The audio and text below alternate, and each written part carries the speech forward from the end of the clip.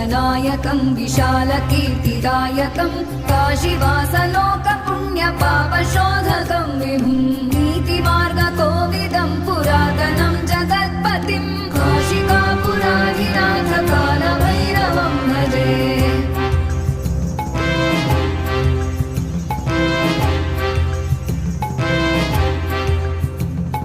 कालभैरवाष्टकं पठन्ति ये मनोहरं